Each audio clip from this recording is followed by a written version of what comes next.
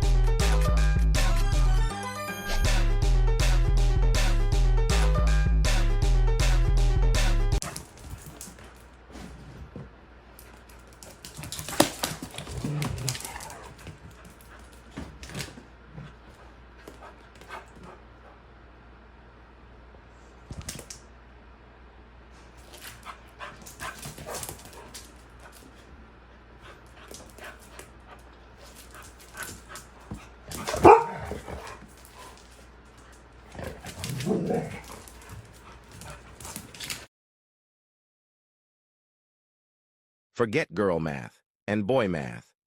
This is cat math. If I sleep 8 hours during the day, it means I will be up 8 hours at night.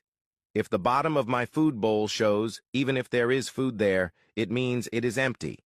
If mom feeds me at 8 a.m. and I don't eat, and it's after 8:02, it means I will starve to death.